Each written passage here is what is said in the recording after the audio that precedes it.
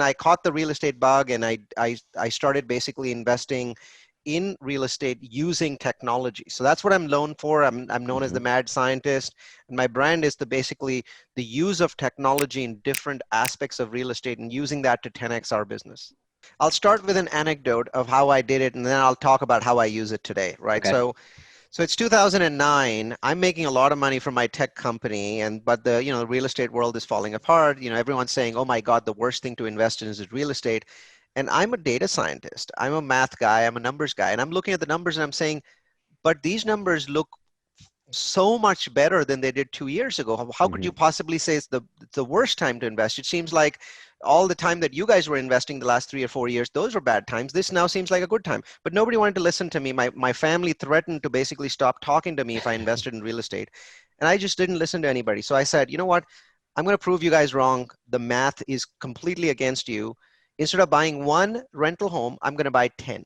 I'm going to buy Okay. 10 rental homes, and I'm going to buy them in the same place, but I'm going to use mathematics, and I'm going to show you how I'm going to use math. And so it became like a stubborn thing for me, where I was basically up against my family, who was just saying, no, no, no, don't invest in real estate. And I have a clan, not a family, like 42 people. Right? So what I do is I go to this guy, Ukrainian hacker, and I basically say, could you please spider the Zillow website for me? So the next day he comes back with the whole website.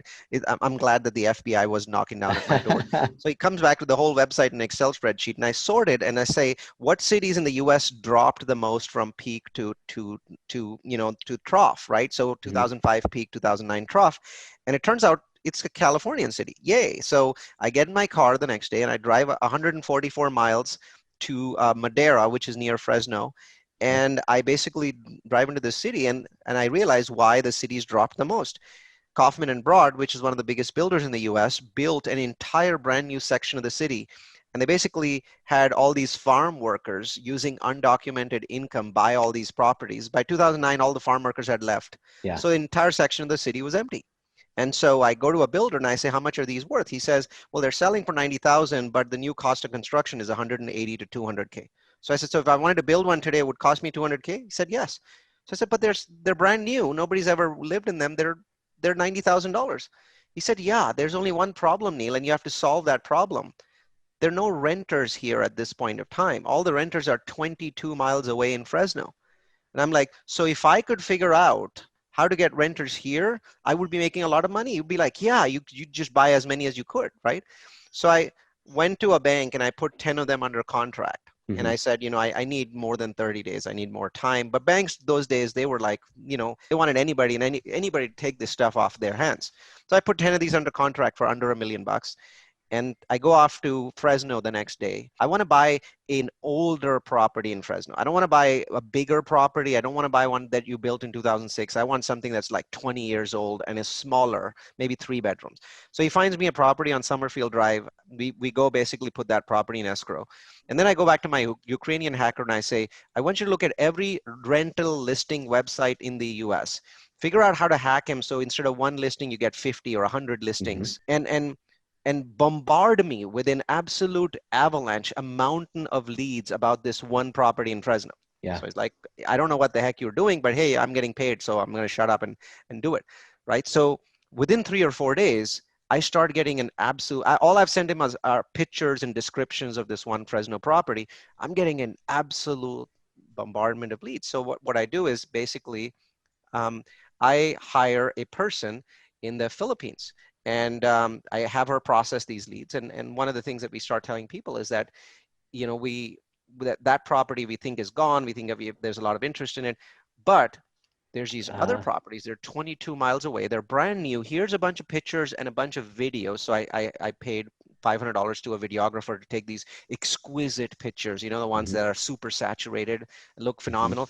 And we're sending them videos of property after property after property. And people are like, no, this is bullshit. I don't want to go to Madera. I live in Fresno. But if you get a mountain of leads, only one person has to agree to check a property out of every 100 leads. So in 30 days, we must have processed like 3,000 or 4,000 leads. Wow. And we had to do it very quickly because you can't keep the properties in contract forever. Yeah. You have to pay for them, right? Right. So there's a point at which your money is going to go hard. Your deposit is going to go hard. So we had to figure out how to fill them. But I think 35 days later, I had $11,000 in cash flow. And so that was the first use of technology. And then the use of technology to basically hack all of these sites on the internet to get 10x the lead flow. Yeah. And then the third one is the use of outsourcing to process those leads to get these people in. And it worked, right? So I became addicted not to real estate, but Matt, I became addicted to hacking real estate with technology. Mm-hmm. And so the rest of my career has been a long string of those sorts of things.